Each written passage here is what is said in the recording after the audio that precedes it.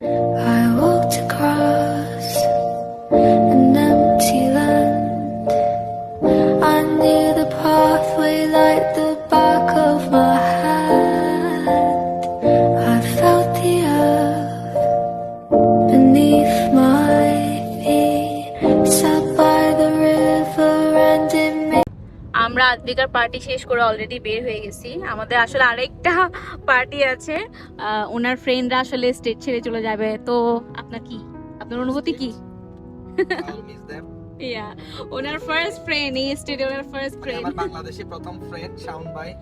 ইয়া, তো ওনারা হচ্ছে কি আপনার জন্য অনেক বড় একটা কমিউনিটি পাইলাম ইউনিতে। থ্যাঙ্কস, আসলে will miss you, see you again and again. তো আমরা এখন যাচ্ছি আসলে ফারাদের পার্টিতে। এটা হচ্ছে একটা পার্কে ওরা অ্যারেঞ্জমেন্ট করেছে, ওখানে একটা পিকনিকের মতো হচ্ছে আর কি। তো আমরা এখন সেখানে যাচ্ছি। আমরা আজকে আসলে যেখানে যাচ্ছি এটা আসলে কোনো পিকনিক না, এরা কাইন্ড অফ একটা গেট টুগেদারের মতো করেছে ওরা। আই মিন যেহেতু ওরা দেলোয়ার ছেড়ে চলে যাচ্ছে, তো ওরা এখানে যাদের যাদের সাথে পরিচিত হয়েছে, ওদের ফ্রেন্ড সার্কেল সবাইকে ইনভাইট করেছিল, যাতে ওরা যেখানে মানে যে স্টেটটাতে চলে আছে আর কি মেরিল্যান্ড, ওখানে যাওয়ার আগে যাতে সবার সাথে একটা দেখা সাক্ষাৎ করতে পারে, একসাথে খাওয়া দাওয়া করা, আড্ডা দেওয়া।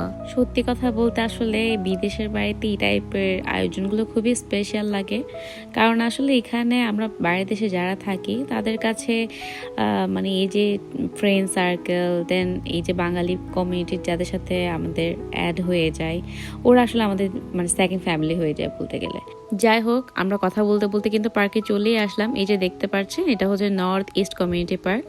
পার্কটা এত সুন্দর, আমি তো ফার্স্টে অবাকই হয়ে গেলাম যে আমাদের স্টেটেও এত সুন্দর সুন্দর ঘোরার জায়গা আছে। তো আমি পরে শাওন ভাইকে বললাম যে ভাইয়া, আপনি কিন্তু এখান থেকে যাওয়ার আগে আপনি যেখানে যেখানে ঘুরেছেন সেইগুলোর একটা লিস্ট ওনাকে দিয়ে দিবেন, যাতে আমরা সেই জায়গাগুলো এক্সপ্লোর করতে পারি। তো আমি যখন জিজ্ঞাসা করছিলাম যে তোমরা কি এখানে আগে এসেছো কিনা, ফারাকে, দেন আমাদের আরো পরিচিত কয়েকজন এসেছিল, ওদেরকে ওরা বলে হ্যাঁ আমরা এসেছি, কারণ ওরা তো অফকোর্স ওরা আমাদের অনেক আগে এসেছে এখানে ইউএসএতে। তো ওদের তো ঘোরা হয়েছে এই জায়গাগুলো, বাট আমাদের জন্য একদমই নিউ ছিল। বাট আমার খুবই ভালো লেগেছে। দেখতে পাচ্ছেন একদম কি সুন্দর, এখানে সবাই বসে বসে আড্ডা দিচ্ছে, অ্যান্ড এখানে পিকনিক স্পট আছে, বাচ্চাদের খেলার জায়গা আছে, এত মানে ভালো লাগছিল এই জায়গাটাতে। উনি আসার পরে আমাকে বলছিল যে এখানে যদি হোটেল থাকতো তাহলে আমি একদিন হোটেলে থেকে যেতাম, মানে জায়গাটা ওনারও খুবই পছন্দ হয়েছিল আসলে। তো যাই হোক, আমাদের আসলে আস্তে আস্তে এই যে লাঞ্চ টাইম হয়ে গেল, তো সবাই লাইন ধরেছিল। অ্যান্ড আরেকটা সারপ্রাইজিং বিষয় হচ্ছে, এই যে দেখতে পাচ্ছেন এতগুলো মানুষ, সবার রান্না নাকি ফারা আর শাওন ভাইয়া নিজেরা একলাই করেছে। তো শুনে পুরো অবাক হয়ে গিয়েছিলাম যে এতগুলো মানুষের রান্না কিভাবে করছে।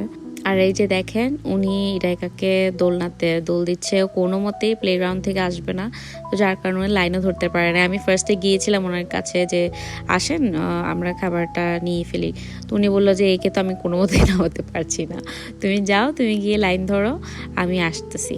পরে ওকে কোনো মতে ম্যানেজ করে এখান থেকে আনা গেছে। এই যে বাচ্চা কাচ্চারা আসলে প্লেগ্রাউন্ড দেখলে ওদের মাথা ঠিক থাকে না। আর এই যে দেখেন সামনের সাইডেও কিন্তু একটা পার্টি হচ্ছিল।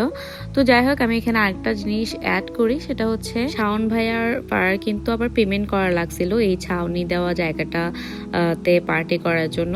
তো আমরা আসলে সচরাচর মালয়েশিয়াতে কি করতাম, যখন পার্টি টার্টি করতাম এরকম কোনো পার্কে, আমার তো কোনো পেমেন্ট করা লাগতো না। আমার জন্য একটু সারপ্রাইজিং ছিল। তো আমাকে আসলে বলছিল যে এখানে কোনো কিছুই ফ্রি না, এখানে তুমি কোনো একটা কিছু নেওয়ার জন্য অবশ্যই তোমার পেমেন্ট করা লাগবে। তো যাই হোক, এই যে দেখেন এতগুলো খাবার, এগুলো সবগুলো ওরা রান্না করছে। এখানে পোলাও, রোস্ট, মাটন, দেন হচ্ছে চিংড়ি, একটা সবজির মতো ছিল বাঁধাকপি, দেন ডিম, সালাদ, তারপর আবার ওরা পায়েসও করেছে। আর এই যে মাসি পিচিকে খাইয়ে দিচ্ছিল, আর আমরা এখানে পাশে বসেছিলাম মাসির পাশে খাওয়ার জন্য। যাই হোক, মাসিকে আপনাদের সাথে পরিচয় করিয়ে দিই। মাসি হচ্ছে সৌরভ দাদার মা। মাসির সাথে আমার পরিচয় হয়েছিল অলির স্বাদের অনুষ্ঠানে। তো থ্যাঙ্কস টু অলি যে আমাকে ইনভাইট করছো, যার কারণে আমি এত ভালো একটা মানুষের দেখা পেলাম।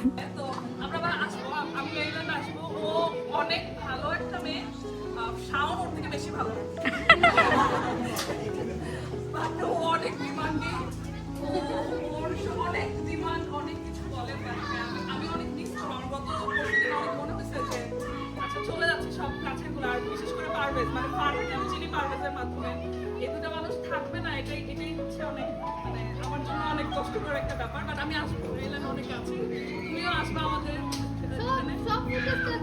ও না কাঁদবে, দূরে যাইতেছে।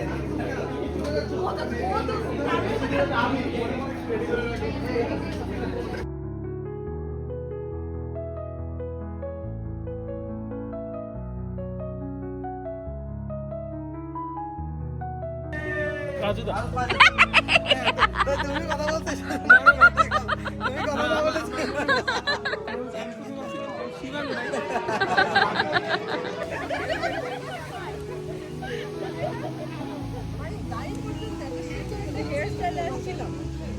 ফারা। যাই হোক, এখন আমি আপনাদেরকে পরিচয় করে দিই ফারার সাথে। এই যে লাল শাড়ি পরা, ওই হচ্ছে ফারা। ফারার সাথে আসলে আমার পরিচয় হয় শাওন ভাইয়ের মাধ্যমে। মানে শাওন ভাই হচ্ছে আসলে ওনার ক্লাসমেট, উনি যে ইউনিভার্সিটিতে পড়ালেখা করে সেম ইউনিভার্সিটিতে শাওন ভাইয়া পড়ালেখা করে। তো ওই মাধ্যমে আসলে ওর সাথে আমার পরিচয়। খুবই সুইট একটা মেয়ে, মানে খুব সহজে সবার সাথে মিশে যেতে পারে। এই যে এখানে দেখতে পাচ্ছেন এতগুলো মানুষ, এগুলো কিন্তু ম্যাক্সিমামে হচ্ছে আপনার ইউডি থেকে এসেছে। আই মিন ফারা আবার ইউডিতে পড়ালেখা করে, ইউনিভার্সিটি অফ দেলোয়ার। তো ওখানে যতগুলো ওর ফ্রেন্ড সার্কেল ছিল, বড় ভাই বড় বোন যা যা ছিল আর কি, সবাইকে ইনভাইট করেছিল। তো সবাই এসেছে। আপনারা হয়তো আমার আগের ব্লগে দেখেছেন, আমরা ইউডির একটা পহেলা বৈশাখের অনুষ্ঠানে অ্যাটেন্ড করেছিলাম। তো ওইখানে আসলে ইনভিটেশনটা এসেছিল ফারার কাছ থেকে।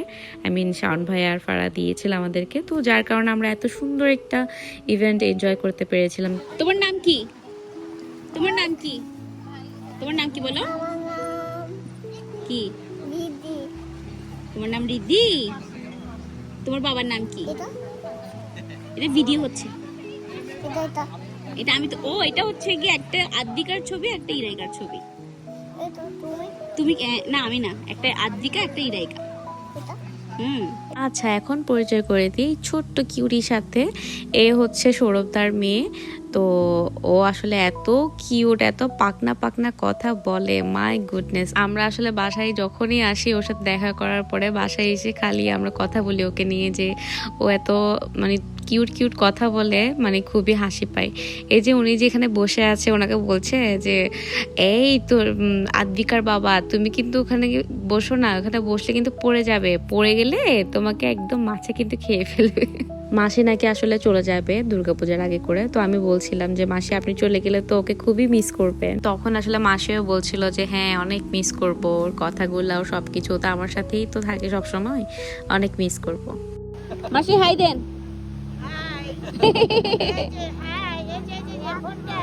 আমি আসলে মাসিকে অনেক বলছিলাম যে মাসি দুর্গাপূজায় থেকে যান, অনেক মজা হয় এখানে। বাট মাসি বলছিল মাসে নাকি বাড়িতে পুজো হয়, ওখানে অ্যাটেন্ড করতে হবে, কিছু করার নেই। রিদ্ধি হাই দাও।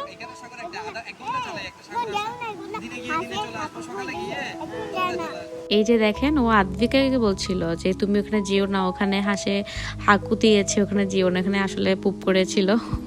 তো সেই জন্য ওগুলো দেখেছে, ওকে বসতে মানা করা হয়েছিল স্টোনগুলোতে। তো সেই জন্য ও আদ্রিকাকে মানা করছে ওখানে না বসার জন্য। আর এই যে বাচ্চা কাচ্চারা আসলে পার্কটা খুবই মানে পছন্দ করেছে, ওখানে ওরা অনেক এনজয় করতে পেরেছে।